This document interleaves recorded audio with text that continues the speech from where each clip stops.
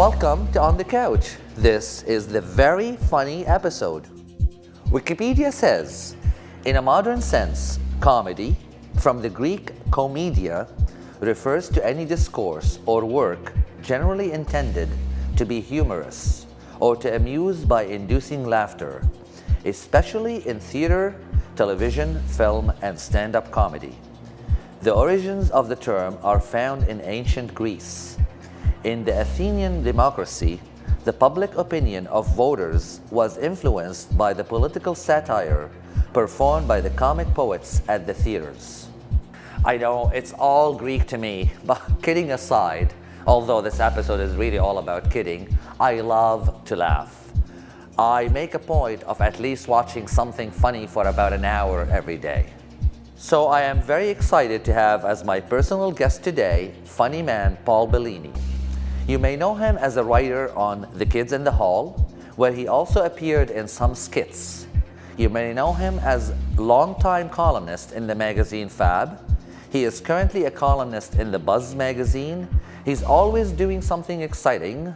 I love Paul. I've known Paul for a long time. Hello, Paul. Antoine. Hello. How are you? I'm good. How are you, sir? Good. First thing, the show's called On the Couch. Why are we sitting in bucket chairs? Don't start. Where's we the had couch? to change the studio, and we're looking at that. All right. So, Paul, tell us about your latest project. I know you did something recently with your friend Scott Thompson from Kids in the Hall. And I hear it really was fantastic. Well, what was it? we did something crazy. We revived our punk rock band from the early 80s. We used to have a band before Scott became famous with Kids in the Hall. Oh. It was called Mouth Congress. Okay. And it was loud, and we were like two gay guys. We were both the singers, and we used to sing about gay stuff, right? And we weren't very popular at the time, as you can imagine. But what probably happened was we started doing Kids in the Hall show, and we just didn't have time anymore. So we put it away. Okay. Last year, Scott said, "I think we should do a Mouth Congress show," and I said, "You're crazy." And that's a lot of work. That was the other thing. Okay. But we did it. It was a success. It was a lot of fun because you're in front of a crowd and I read some great reviews, and some of my team actually went and saw you, and they said they raved about it. Oh, it was great fun. Nice. We taped it to put it in a documentary that we're going to do about the band. Okay, good. Yeah. So what upcoming projects do you have on that documentary? That's basically what I'm going to be working on for the next year. Okay. What's the documentary about? At Mouth Congress, it's the whole history of the band, and it sort of will end with the new show that we just did. Okay. Yeah. Beautiful. What else are you involved in? You know, I kind of stopped performing this year. Really? Okay. Yeah, I've been doing it for a while, and I just reached the point where I got really lazy, and I thought, you know, I'd rather stay home than go out and do stand-up. So I gave up. Okay.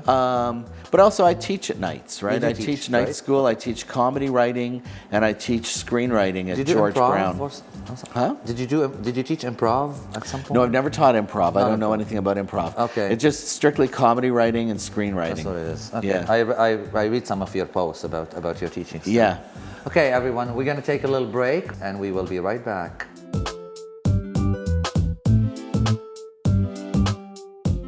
Hello, Martha. Thanks for being here. Thank you for having me. Let's tell the viewers at home a little bit about yourself and your background. I am Martha Chaves. I'm originally from Nicaragua, but it doesn't matter because at the end of the night, the audience always believes that I am Maria from Mexico. So you believe whatever the hell you want to believe. But my name is Martha Chaves. I was born and raised in Nicaragua, and I came to Montreal at 17 years old, 3 years ago. I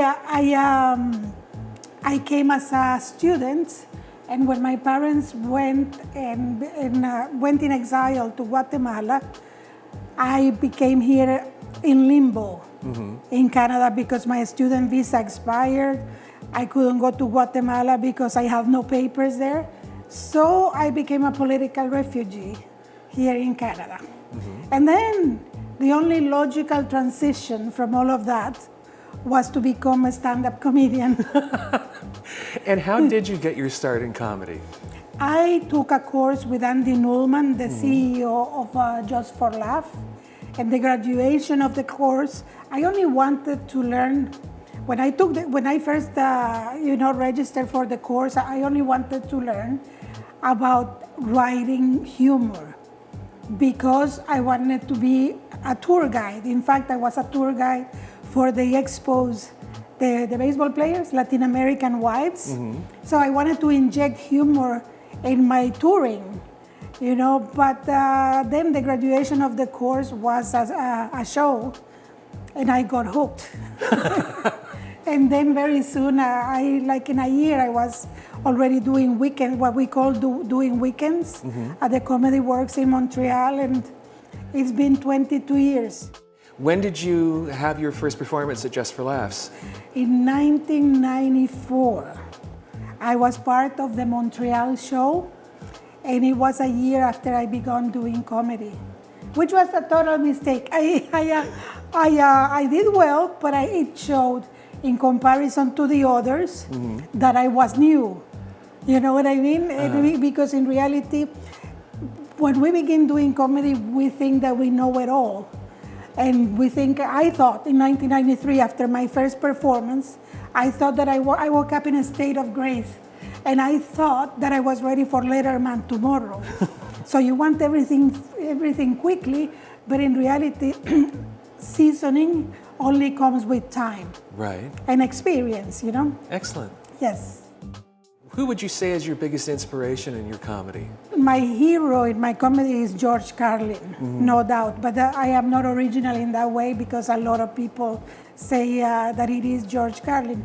But in women, the woman that I adore is Elaine Boosler, one of the pioneers of stand-up comedy. And I don't have a definite really inspiration. I have drawn inspiration from a lot of people that are not comedians, like my mother, for example, who was a lawyer, but was a very funny woman, not on purpose, but she was funny, evil in a way, and a lot of her friends and aunts. And in Nicaragua, there is it's beginning, but there is not really a tradition of a stand-up comedy. But it's a very humorous country, I think, because they say comedy comes from pain, and God has not spared us any pain. So, you have to joke to survive, really. Who would you say is your favorite topic? Is it politics, the community, the LGBT community? Where do you find your best jokes? In my life, in my life as an immigrant, let's say, in my accent, which now is already. When I began, there was no Sofia Vergara on television. Now that Sofia Vergara is on the star of Modern Family, I don't have to explain the accent so much. But my biggest, I love to talk about anything that is happening to me at that moment. But very private things like sex and relationship, I don't talk about because it's not that I find it taboo, but I find it easier to talk about other things. Yeah, What advice would you give to young comics just getting started out? Sometimes I say that to young comics, I would like to do one of those episodes of Scare Straight. Don't start! Don't you make that mistake! 22 years and I'm still going to do shows in Timmins, Ontario. Stuff like that. In Canada, nobody becomes a superstar. And don't move to the United States. They are crazy out there. Because I never did, right? People were prompting me. Not only I had a sponsorship to go down and move, I would be a household name if I had moved to the United States. But I hate their politics. So I say from my heart, the real advice is work hard, really work hard at your craft. Go on open mics the most that you can, and really have dignity and appreciation for your persona as a performer and for the art. Because it's not like, you just come and not prepare to the show. No, you have to prepare yourself. You have to be professional, even when you're beginning. And to wrap up today, what's your favorite joke? Of mine? My favorite joke at the moment, I cannot say, I don't know. I don't know. I am very silly. But one of my favorite jokes is I'm saying now that I have notes in my vocal cords, and I went to this audition in which I had to play a librarian. Well, not really a librarian, a cleaning lady who's working at the library and is attacked by a zombie. And I had to scream like they scream in horror movies, ah! But I can't because I have notes in my vocal cords. So the best that I can do is, ah! Which is why I never put myself in positions of danger because I couldn't scream, ah! What is that? Is that a sea lion barking? It's complicated. I wouldn't like to be bitten by a werewolf either because I could not howl at the moon properly. Oh! That's my silly favorite joke at the moment. Plus all my political things that I don't want to go into now. Martha, thank you very much for taking time with us today. You're welcome, Christine. You're okay, welcome. and we'll be right back after this.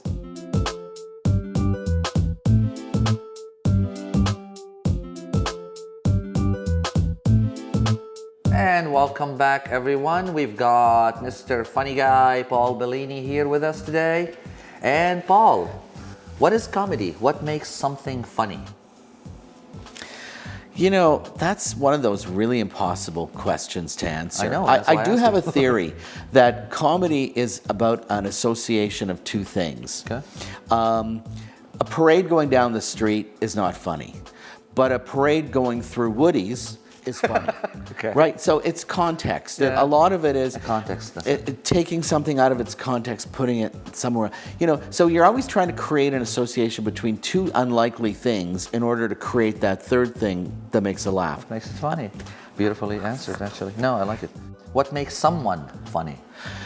For me, I think it's really about dry wit. I really like people with dry wit, very deadpan humor. That's always been my thing. Yeah. Some people would argue, you know, like someone who's like more like outgoing and broadly physical is funnier. Slapstick versus? Yeah, I think it really is. You know, comedy is a very particular taste that people have. Absolutely. We don't all find the same thing funny, right? Not at all. That's what makes my job hard. Yeah. Who makes you laugh right now on the scene in stand-up? I love Chris Rock. Okay. I love Chris. Those specials he did in the 90s, like Bigger and Blacker, and I can't remember the name of the other one. Those are some of the best things I've ever seen. Who makes you laugh in the movies these days? Oh, you know, Sacha Baron Cohen. Well, yeah, I'm waiting for his I new love movie. that. I love him. The guys from South Park, I think, have made some great little movies. I love him. Alexander Payne's work is great. Who makes you laugh on the Canadian scene specifically these days? That's interesting. Scott Thompson. Well, I mean, apart from the kids in the hall, who, you know, I sort of grew up with and learned everything from. Who's good on the Canadian scene? Our host for our live show was a young man named Hunter Collins, who I think is very, very talented. Nice. I love Richard Ryder. Good old Richard. Yeah. There's lots of great Canadian comedians. Beautiful. Who would you like to work with? Amy Schumer. Oh my God. Right. I'm in awe Right of on. her TV show. I think she's so gifted. I agree. And I love I'm a Kate huge fan. McKinnon too on SNL. Okay, cool. When you do stand-up comedy, how do you choose your material? See, I was always bad at stand-up. It's hard to ask. I can't say me. I've never seen I've you do tried stand-up. every type of stand-up. I tried doing just plain jokes. I've tried doing the storytelling thing. I tried making it about me. I tried making it about other people. And I bombed every time because I think stand-up, it doesn't matter what the jokes are, it's how you deliver them. Some Okay. people can get up with no material and they could reduce a room into, you know, Laughter. just tons of laughter. I was gonna say that's surprising to me because your writing is funny. Okay. Yeah, but that's a different thing That's a entirely. different beast. Yeah. Okay. Yeah. What or who influences your work? Is there- Crazy old alcoholics and people who fall down a lot. I think the funniest people are just in society. They're not necessarily on the stage. Yeah. Look around you and you'll Yeah, find a I lot of think that, funny- and when you see the humanity in that kind of behavior, you can get to the heart of the comedy. Nice.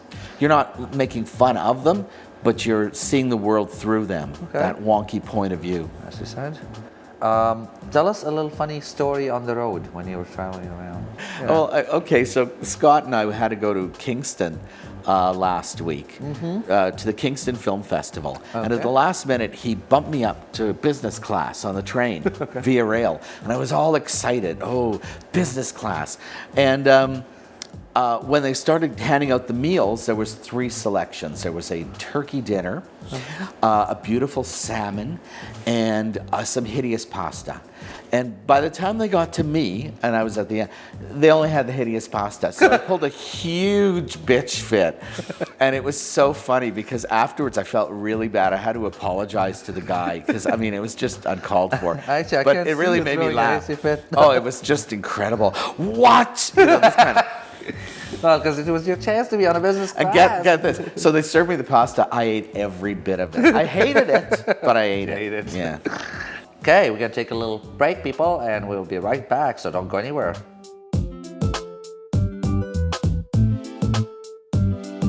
I'm Ryan Boa for On the Couch. Today I'm chatting with the one and only Carlotta Carlisle.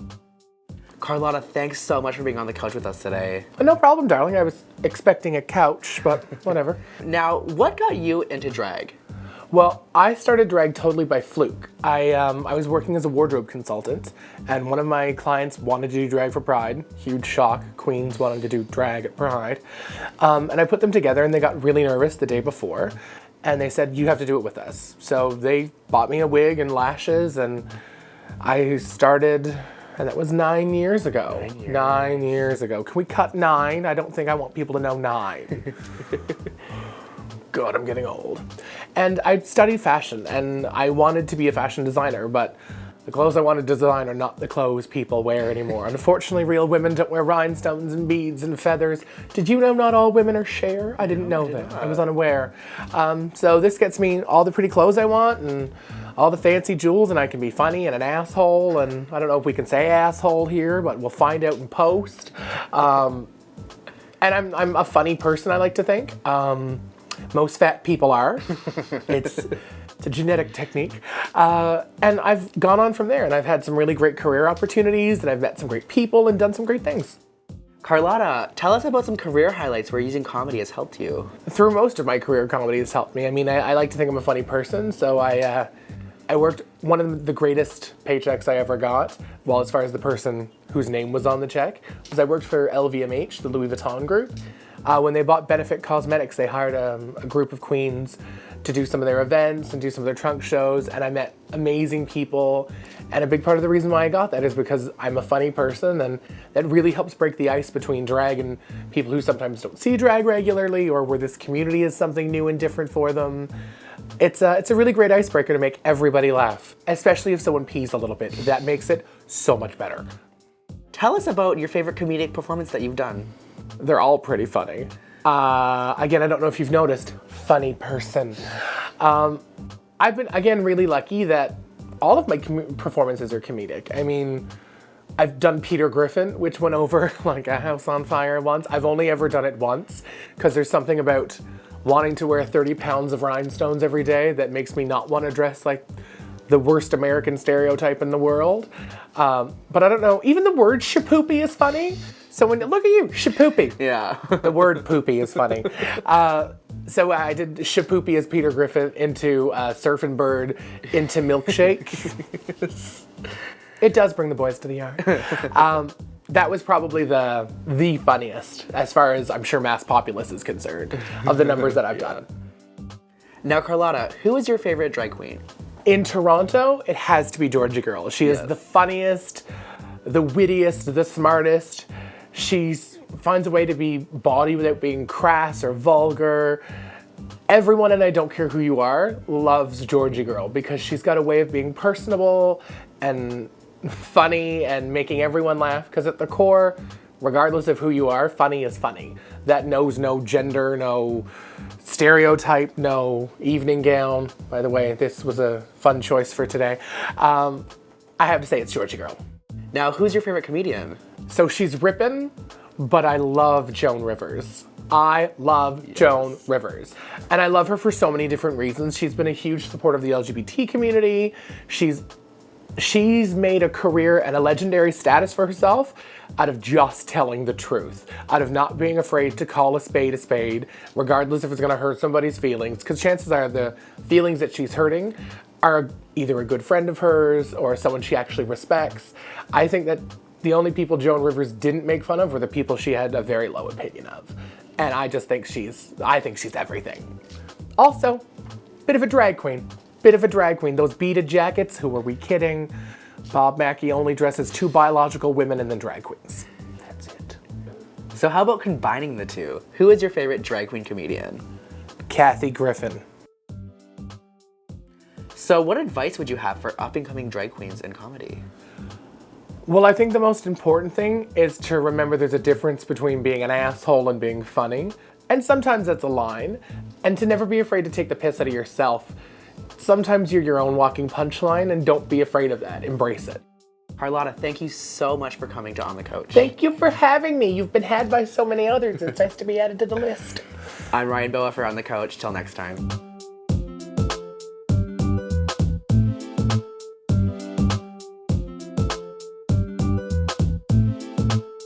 And we are back, and we are talking to Paul Bellini. And Paul, where were you born? Timmins. Timmins. Which is 442 miles north of Toronto. What was it like growing up life, and did it shape the funny man that you are today? Absolutely. You know, it was one of those idyllic 60s and 70s growing up things where we could ride our bicycles everywhere. The town was so small, it's like you owned it. Okay. And my best friend was this hilarious guy named Robert Persicchini, who's since become an actor in Toronto. He was just in A Winter's Tale. Okay. And you feel having been born there gave you comedy material, make you funny? Yeah, because I grew up in an Italian family where everybody's a comedian by default. You know. I'm half Italian, so I don't You know what I'm talking about. Yep. Then. Where was your start? How was your start? What got you into things? Okay, so Timmins is the kind of place where at a certain point you want to escape. Because I was 15 or 16, I thought, gee, I'm gay, I love movies. What am I doing in Timmins? I got to get out of here. So I went to York University and I studied the film program. And that's where I met Scott Thompson. He was in the same residence as me. Okay. And he was this unhinged comedian guy. I mean, he'd walk around in underwear everywhere he went. Let's talk about the LGBTQ community. Okay. All right, yeah, volatile question. Well, not really. I mean, to me, it's the neighborhood, Yeah. right? I live in this neighborhood. I actually have since the early 90s. So what's working in the neighborhood or in the community? What could be better? Well, it's sad to see businesses close. Fair enough. But it happens. Yeah, things change. Things change. There's a lot more people in this neighborhood than there ever were before. Are you still in love with the village? I still don't want to leave it. Maybe I'm not so much in love with it anymore, but I'm not looking for a divorce. I'm not looking ready. Yeah. You're not ready to move on. Okay, cool. What inspires you, Paul? You know, I don't know. It's really hard to say. Like someone like Scott feels that he has a message for people, and I wish I felt that. I think what inspires me is I admire good work, no matter who does it. And I can appreciate a great movie or a good song or a good joke or a good book. So somebody who does their job properly. Good work inspires me. Beautiful. Let's see what a comedian has to say about what makes you sad. What makes me sad?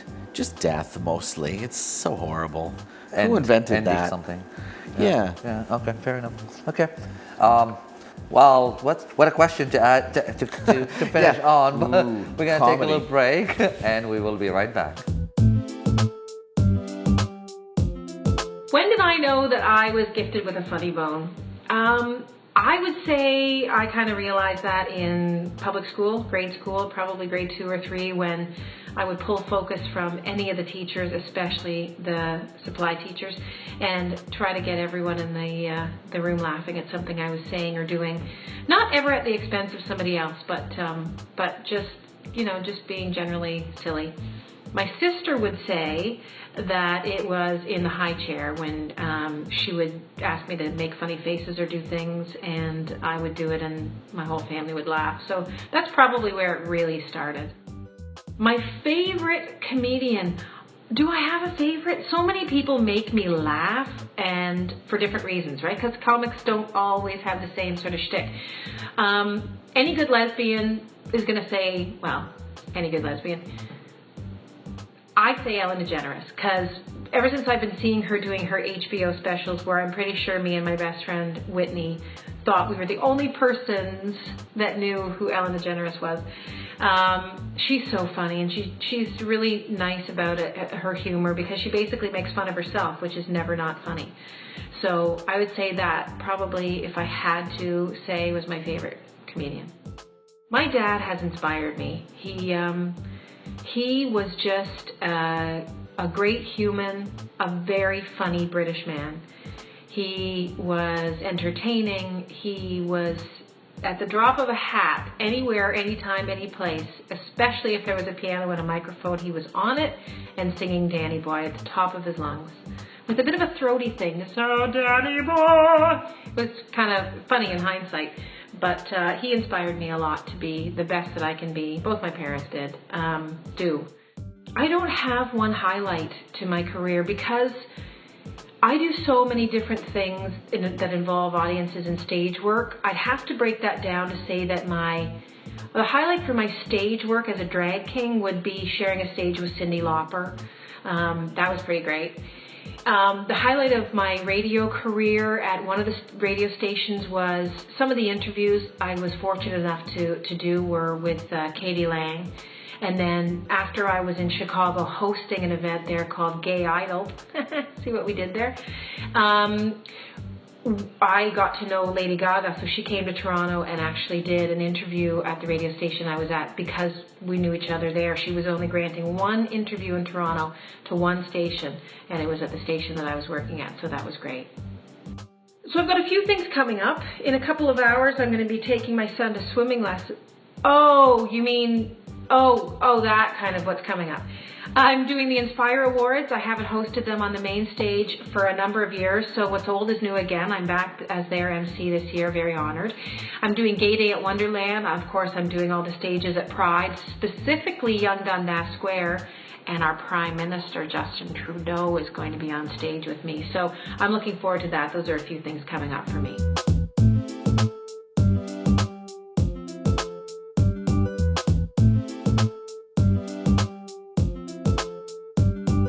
Hi again, everyone. This is a special segment. So what we did this time is we asked you, the viewers, or at least those who are comedy inclined, to send us a video of you saying your favorite joke. So let's check out what we got in. What would it take to reunite the Beatles? 2 more bullets. What do you call a blonde doing a headstand? A brunette. So a blonde walks into the dry cleaners and drops off her dry cleaning.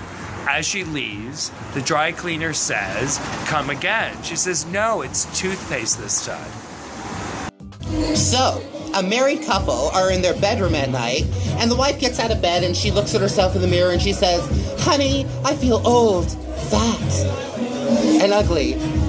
And she says to her husband, "Tell me something to make me feel better about myself. Pay me a compliment." And he looks at her and says, "Well, your eyesight's damn near perfect." What do you call a lesbian with fat fingers? Well on. There's a blonde, a brunette, and a redhead. They're all in the 3rd grade. Who has the biggest breasts? The blonde, because she's 18. Oh, good. Ah! What did the blonde say when she opened up the box of Cheerios? Donut seeds. So, what did Adele say when she picked up the phone? She said, "Hello." Father Timothy runs into Mother Superior. "Mother Superior, how do you get the sisters here to ride their bikes for a couple hours every day?" "Oh, Father Timothy, that's no problem. Just remove the bike seats. Try it with your seminarians." What does a 75-year-old woman have between her breasts that a 25-year-old doesn't? Her navel. So hope you enjoyed this. We're going to take a little break and we'll be right back.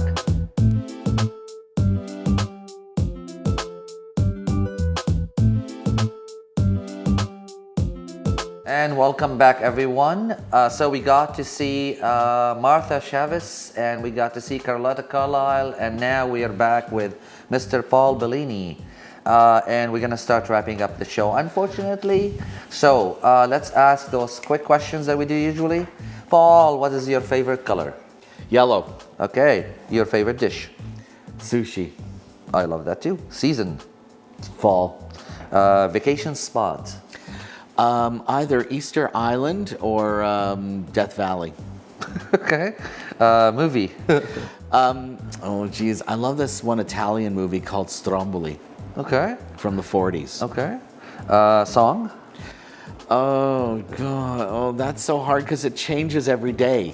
I love so many songs. You know what? Even while I was writing this question, I'm going, how can somebody pick one song that they love so much? I could probably list off about 20. Yeah, exactly. Flower.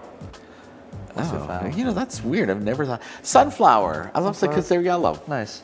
Do you have any tattoos? No, but I have huge nipples. Does that count? We'll count those. Right. Did it stand out? Dark? Yeah. Okay. People make mention of it. Oh, interesting. Do you have any piercings? Can I look at those? Yeah. Piercings? No, I have no piercings. No piercings? Nothing to show? I'm too scared of piercings. Me too, actually.